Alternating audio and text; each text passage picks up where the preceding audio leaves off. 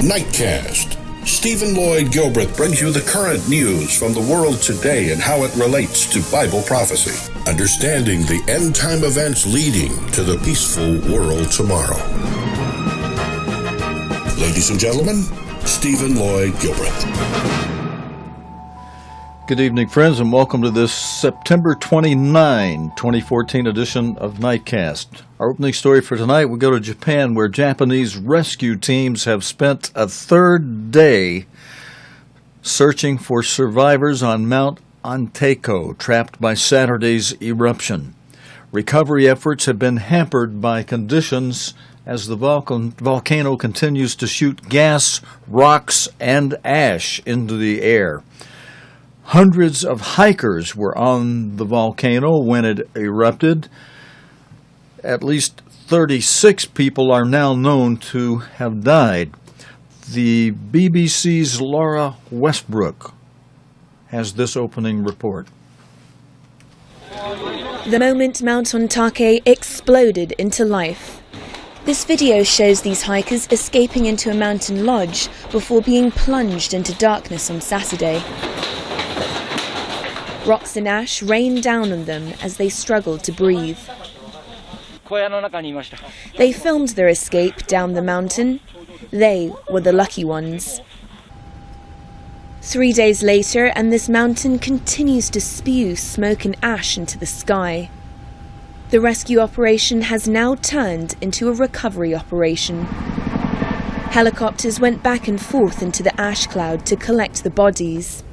At least 12 have been brought down, but many more remain stuck close to the crater. They've been brought here to this primary school, which is being used as a temporary morgue.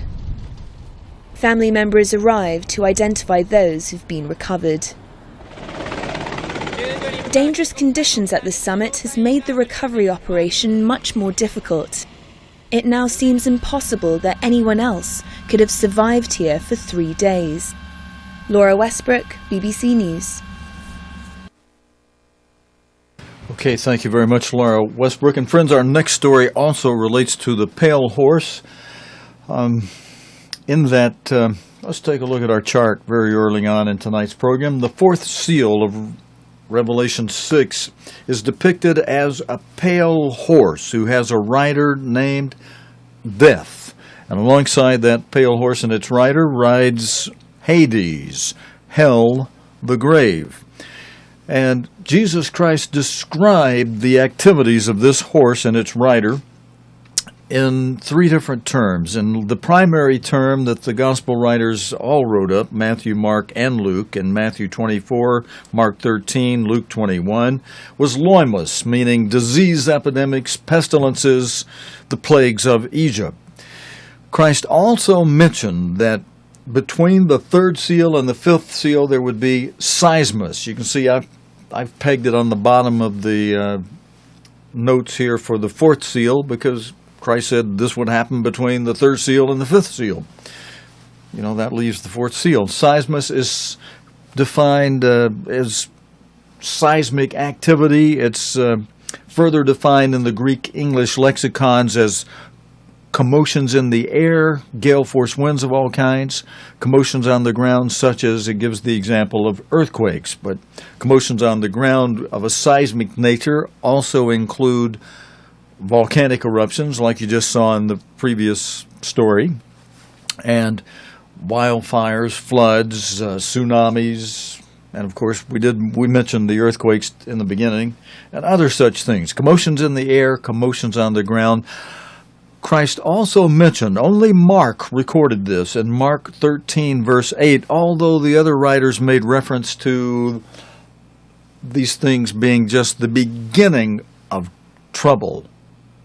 You know, these first 4 seals, just being the beginning of trouble, meaning that these are just a prologue to this trouble. It's just a prologue to the great trouble, the mega trouble, of the fifth seal, the Great Tribulation, a time of the martyrdom of God's saints, a time of Jacob's trouble, a time of the revival of the Holy Roman Empire under what the Bible calls a beast power that will be overseen, driven, ridden on by the a great religious leader, which we know is the Pope, who always coronates these emperors of the Holy Roman Empire. He's been doing it for hundreds of years, not one Pope, but whoever the Pope of the Vatican is, has been doing it for hundreds of years, more than 1,000 years, I'm about to say. I think that's about right. We go back 700-800 at least, yeah.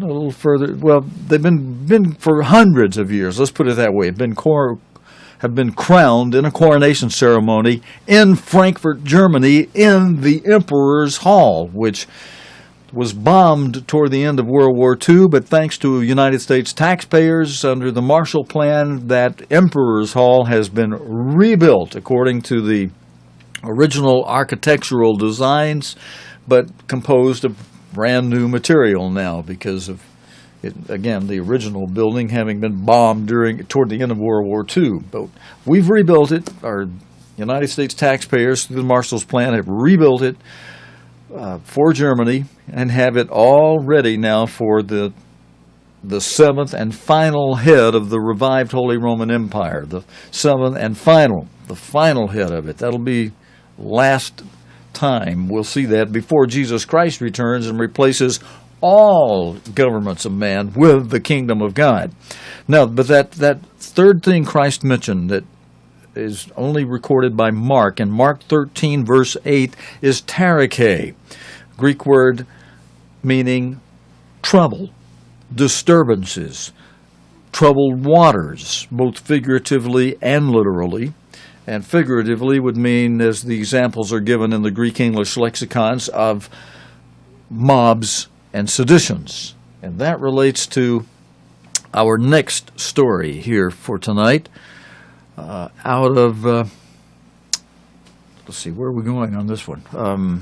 I'll tell you in a moment. I got it in my lead-in notes. Hong Kong. We're going to Hong Kong. Tens of thousands of pro-democracy protesters are still occupying central Hong Kong, paralyzing parts of the city. The police have defended their use of pepper spray and tear gas on yesterday and called for an end to the mass demonstrations. The protesters are angry at Beijing's plans to vet candidates for Hong Kong's 2017 leadership elections and want free elections for the post of chief executive. Carrie Gracie has this full report from Hong Kong. The financial system did not collapse, and there was no chaos. So much for the dire warnings from the Hong Kong government and Beijing. There were no buses, but no one wanted to leave anyway. After last night's tear gas, they passed their time preparing remedies, but the riot police never showed. All ages and backgrounds, even one billionaire. If we can't be touched with these young kids, we're just money, not human beings. These kids are wonderful. They have done a great job. But there are voices warning that the protest is illegal and dangerous. We are part of China. We need to work within the framework of our mini-constitution. There is no point in stirring up confrontation between our motherland and ourselves. As night fell, the crowd swelled, sending Beijing a message that they're a post-colonial generation who won't put up with exchanging one set of masters for another. So they want rid of a leader answerable to Beijing and free elections for a new one accountable to Hong Kong instead. I'm quite optimistic. Now I hope finally we can give more pressure and get back our true universal suffrage. This Wednesday, the 1st of October, is the most important date in China's political calendar. It's the anniversary of the Communist Revolution. Already, the celebratory fireworks have been cancelled here, and now Beijing has to look at this instead.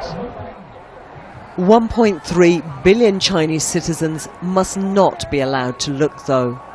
On the mainland, there's tight censorship of these extraordinary scenes. And the longer Hong Kong's defiance goes on, the more humiliating and dangerous it feels to China's leadership. Carrie Gracie, BBC News, Hong Kong.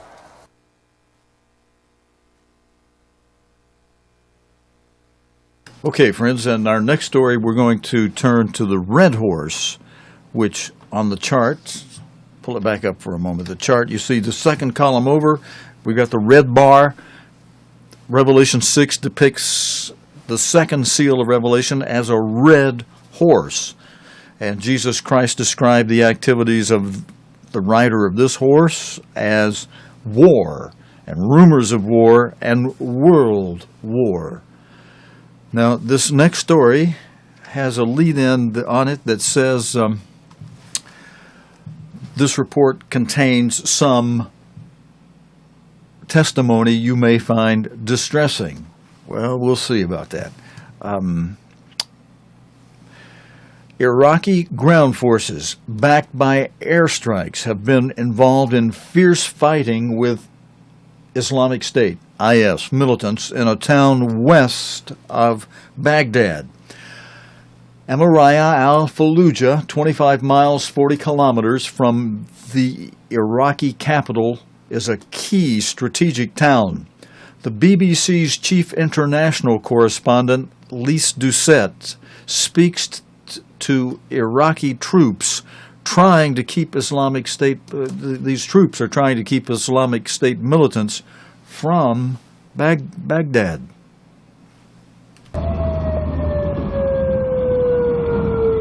Heading to the last defences between Baghdad and so-called Islamic State fighters.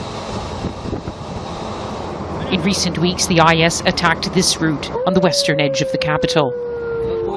We're travelling with two powerful sheikhs. Their task, to rally the tribes and help stop the enemy at the gates of Baghdad. There have been heavy battles right here, Sheikh Ali tells me. Our brothers were here, he says, pointing to the gunmen. Don't be fooled by their relaxed pose. The front line lies along that horizon. Beyond that, just 16 miles away, IS is in charge. And there are intense clashes. You can feel the tension here. This is the border between us and IS. They threaten the Baghdad protective belt. We need air support from civilized countries like the US and Britain. When fighters of the so-called Islamic State moved with lightning speed across northern Iraq in June and took the second city of Mosul, it set off alarm bells in many capitals, including Baghdad, with fear that they could also move in here. And now, after more than 6 weeks of airstrike, the people of Baghdad still feel threatened. And you can see why.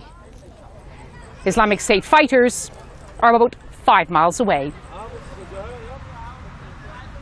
Iraqi soldiers like this young man are on front lines near Baghdad. He survived a massacre. Out of 500 troops, only 30 lived. He still fears for his life. This is the first interview by a survivor. We heard the IS fighters. They were shouting Allahu Akbar. They started to shoot us. Bodies were falling on top of me, hiding me. There was blood everywhere. Then my mobile started to ring. One of the IS answered it and said, "This is the mobile of your coward brother. We have shot and beheaded the cowards." The IS have a tradition after they shoot people. They cut their heads off to show how many they have killed. They started to cut, but their call is called from the bridge. Come, come, leave them. More soldiers are coming. And that saved his life. Iraq faces an unprecedented crisis, this prominent MP tells me. The Iraqi state is facing for the first time an existential threat. This existential threat is that there's somebody else claiming sovereignty over Iraqi territory. Nobody else did it. That never happened before. Did you fear they could make it to Baghdad? Well, they are 26 kilometers from where we're sitting now. Even Western and Iraqi airstrikes haven't helped these fighters push back the IS forces. They're only holding the line. Lise Doucette, BBC News, Baghdad. Okay, friends, and our next story is going to relate to the Red Horse also. The refugee crisis from Kobane in Syria has revived tensions between the Turkish government and Turkish Kurds. The Turkish government is preventing Turkish Kurds from leaving the country to fight against Islamic State in Syria. The BBC's Mark Lowen sent this report from Mersit Pinar on the Turkish-Syria border across from Kobane. The refugee crisis from Kobani has again revived tensions between the Turkish government and the Kurdish minority. Here you've got Turkish military blocking the road up to the border with Syria in order to stop Kurds from Turkey crossing over that border to try to fight with the Kurdish militia. So there are a lot of Kurds here who have travelled for hours from different parts of Turkey to come here in order to join what they call their Kurdish brothers in Syria. But the Turkish government is blocking it. Why? Because Turkey fears that they will join the Kurdish militia in Syria, which is allied with Kurdish fighters here in Turkey, and they could launch attacks here in this country. What the Kurds are saying is that the Turkish government should see the real enemy not as the Kurds, but as the Islamic State itself. That people is from your family, yeah? They're under fire, and here you're just watching and cannot do something, you know what I mean? And how does that make you feel? How that can make you feel, you know? I ask that question, of course it's feel bad. Humanity is at war in Kobani. We are trying to go there not just because we are Kurdish, but because we are fighting for humanity. We would do this for anybody because they are trying to defend their homes. The Turkish state is supporting IS. Everybody knows it. The world knows it. We Kurds know it. This is why we want to go to Kobani. In the last few minutes, two huge explosions as mortars appeared to have landed here in Turkey, extremely close to where we're standing. You can see just how vulnerable this country is to what is happening now in Syria. On the one hand, it has Islamic State over there in Syria. On the other hand, the Kurdish tension here in Turkey. The Kurds are saying that they need to be properly armed now by the West, that Turkey is blocking that. Only the Kurdish militia in Syria can, properly armed, push back Islamic State away from the borders with Turkey.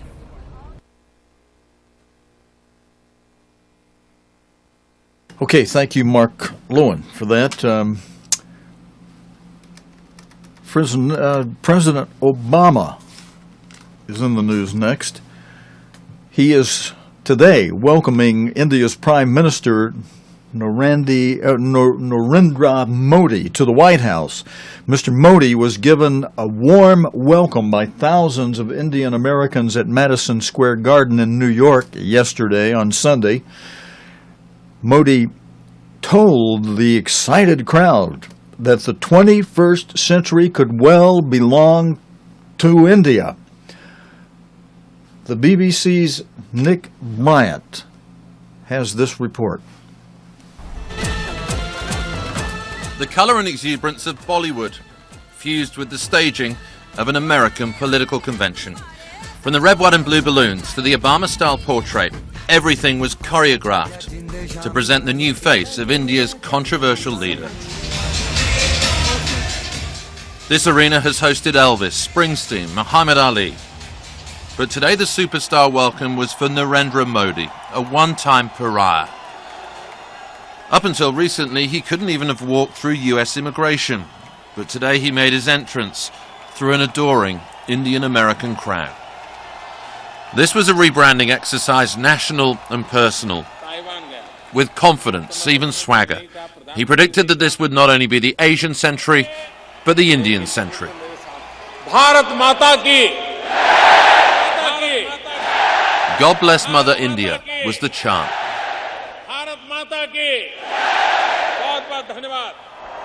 What's missing from this event, of course, is mention of Narendra Modi's controversial backstory, his role as the Chief Minister of Gujarat, a state that witnessed a massacre in 2002, which he's accused of doing nothing to prevent. These protesters who gathered outside would go further. They claim the Hindu nationalist politician committed genocide against Muslims in his home state. But to his adoring fans, the riots that led to his US visa ban are easily brushed aside. So there are controversy, but he goes above everything and rises it. And he's always going to rise. He is the new leader for modern India because he's trying to transform India into, like the first world countries, into one of the major powerhouses. Oh, say, can you see? Mr. Modi claimed that no Indian leader has ever received such a welcome on American soil, a boast that may well be true. And the greeting he received from what almost looked like an honor guard of US lawmakers also suggested that Washington, his next stop, is prepared to forgive and forget. Nick Bryant, BBC News, New York. All right, and thank you, Nick Bryant. We've got follow-up to this story, friends, with a video that report that shows India Prime Minister Narendra Modi is looking to woo U.S. investors. If you look back on why and how he came into power was on the hope and claims that he's going to bring the economic resurgence back in India. And for that to happen, he needs investments and he needs companies to come back. Investments in infrastructure, investments in energy, etc. So I think what he's trying to do here is tell American CEOs India's open for business again, and that's why he's meeting them. Prime Minister Modi established his business credentials when he was Chief Minister in Gujarat, but it's very different when you're running a whole country. So can he make good on his promises? Can he deliver? As I said, trust but verify. I think his track record is very, very good. That's why he got elected with such a mandate. I think the difference here is this mandate that he has gotten. The prior government announced a lot of policies, whether it was in retail, etc. But because of the coalition government, they always used to get checkmated or stalemated. He has a clear mandate, and with that, he can actually get things done. So I say that the odds are that he's going to get things done. Is this visit hitting the reset button? I think it's more than hitting the reset button. For a person who was persona non grata till about a year ago, he's meeting President Obama twice. He's meeting, being toasted for lunch by the Vice President and Secretary of State. He's meeting the Defense Secretary. He's being hosted by the congressional leadership, and he's being toasted by Fortune 100 CEOs. I think that reset button has been hit hard and hard and hard. Now, friends, we showed you video yesterday of the statue of Lenin being pulled down in Ukraine, in one of the cities there. And it seems that in retaliation to that, 7 Ukrainian soldiers are said to have died in a clash with pro-Russian rebels near Donetsk airport in what would be the deadliest single incident for the military since a truce deal. A tank shell hit the vehicle carrying the troops, and officials said 3 civilians were reportedly killed in other incidents. Ukrainian activists earlier, and we gave you the video on this yesterday showing you how these activists toppled a statue of Lenin in the eastern city of Kharkiv. More likely to be seen as a provocation by pro-Russianists. National protesters had gathered around the statue last night, Sunday night, for a Kharkiv is Ukraine rally. The governor of Kharkiv, of the Kharkiv region, Ihor Baluta, then signed an order to dismantle the statue. The mayor of Kharkiv, Gennady Kearns, said on a local government website that the monument would be restored, calling the destruction unlawful. Pro-Russian demonstrators defended the statue in February as similar monuments were being taken down in other parts of the country in a wave of protest that accompanied the removal of President Viktor Yanukovych. Kharkiv has largely escaped the violence which subsequently swept through East Ukraine's other regions, Donetsk and Luhansk. And let's see, friends, do we have? I was thinking we would have video on this, but we don't. We just got this still graphic for it. But that's the story. On what's happened there. We got just a couple more stories before we close up for tonight. Going to France next. Air France pilots end their long strike. After 14 days and thousands of cancelled flights, Air France pilots have finally agreed to end their strike. Up to 50% of flights are now expected to operate on Monday, with services gradually returning to normal from Tuesday. But the cause of the strike action and the resulting street protests still remains unsolved. The pilots want the airline to cancel its plans to expand the low-cost subsidiary Transavion. They also say that all pilots in the Air France group should be on the same contracts. But the boss of the loss-making airline made it clear on Sunday that meeting such demands was not an option. We're now going to get down to the development of Transavion in France on the scale planned. We're going to create 1,000 jobs in France, including 250 pilots. We're finally going to be able to face up to the competition from low-cost companies on an equal footing. This reform is vital. But the unions hope that talks will be calmer and more productive now that the pilots are back at work. Air France has agreed to expand its Transavion operations only within France as a concession to the unions. However, it insists it must have the right to vary employment contracts for those working at the low-cost subsidiary. The walkout has cost Air France up to $350 million, an amount that means simply having their planes back in the skies will not mark the end of their financial woes. Chloe Hayward, BBC News. And friends, we reported to you last week how France's budget deficit will be around 4.3% of GDP in 2015, missing an earlier target, according to France's finance minister, Michael Sapin. And we reported that to you on Tuesday night last week. Remember, we were not on Wednesday night or Thursday night last week because of Feast of Trumpets. For many of us, part of my church, a day that an annual day that we keep annually each year. But Michael Sapin said the country will not achieve a 3% EU budget. Now, that's the standard required budget for all countries that are part of the EU, is to have a 3% deficit to GB, no greater than a 3% deficit to GDP ratio. That's their rule.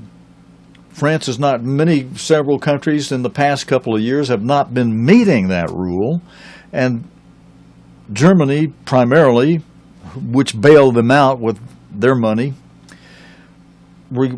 required those countries to put together to adjust to an austerity type program to bring themselves in line.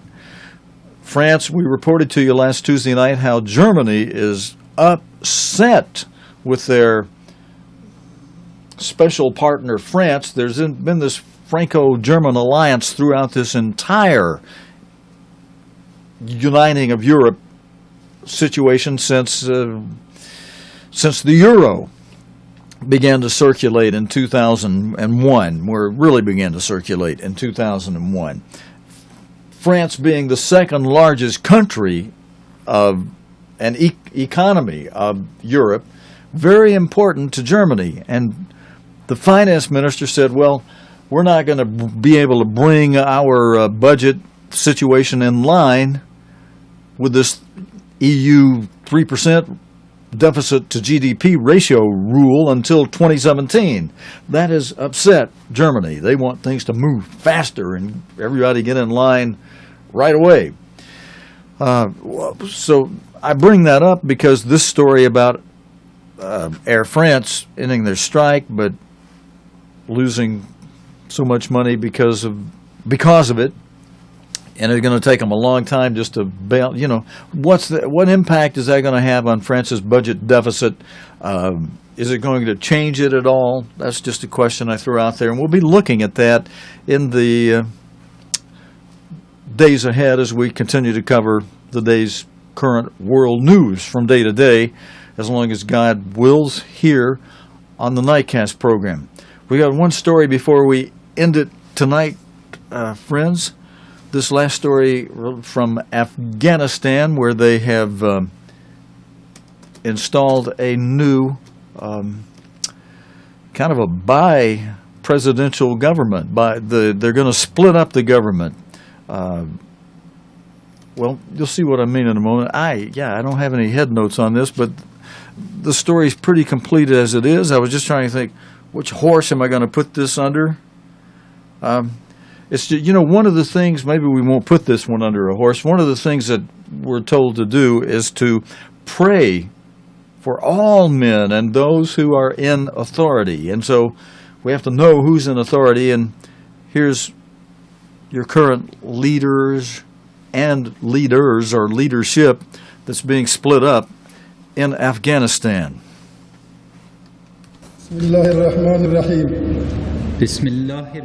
It has taken almost 6 months, the most exhaustive election audit carried out anywhere by the UN, and long negotiations brokered by the US to get to today and the swearing in of Ashraf Ghani as the Afghan president. His first task was to appoint Abdullah Abdullah, the candidate he defeated in the election, in a new role as chief executive of the government. The government of national unity is a new idea, but then this is all uncharted ground.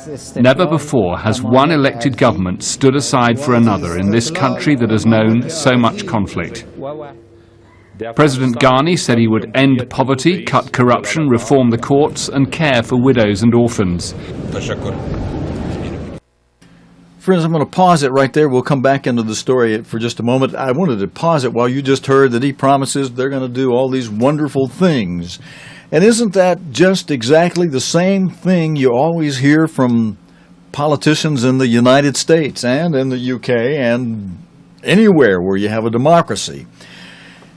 And one thing that we've been taught, we would be taught this in our Western civilization classes in Ambassador College and in our Bible classes as well. Of course, it came right from the top leadership of the Church of God for the Philadelphia era, from Mr. Herbert W. Armstrong, that one thing that God is doing as He allows man 6,000 years since Adam and Eve in the Garden of Eden, He's allowing man a day for a year. God is allowing man the 6 days of the week to work, the 6,000 that represents 6,000 years of the rule of man under Satan, the god of this world, to write the lesson in history that mankind without God cannot govern himself without creating all kind of messes. These promises that are being made, God allows, if God allows time to go on, even that will also be part of the record of history, that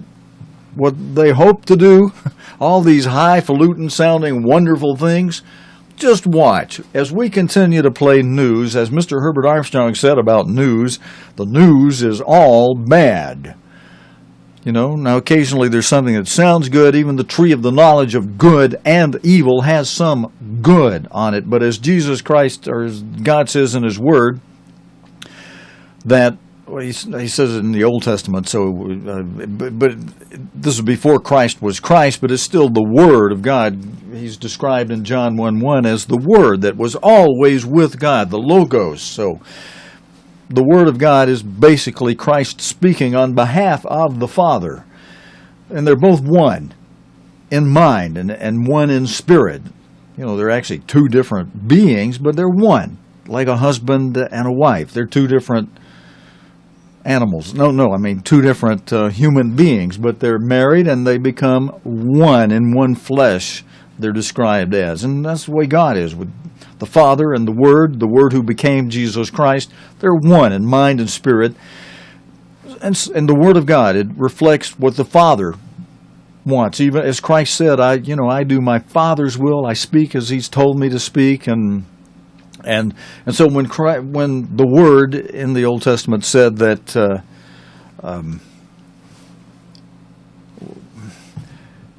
I lost my train of thought, and for those of you who used to take express trains, it wasn't exactly an express to begin with, but I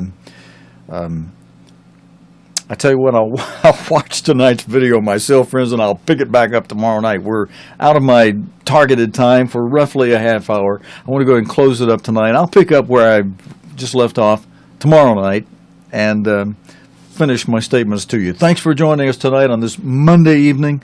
God willing, and the creek don't rise, we'll be back again tomorrow night, Tuesday night, with the day's current news related to the Bible and prophecy here on Nightcast. Until next time, your host, Stephen Lloyd Gilbreth, saying so long and good night.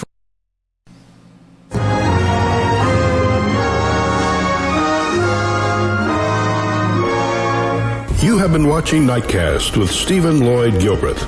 Nightcast can be seen Sunday through Thursday nights here on cogtv.org. Tonight's program is also available anytime on demand in the cogtv.org video archive.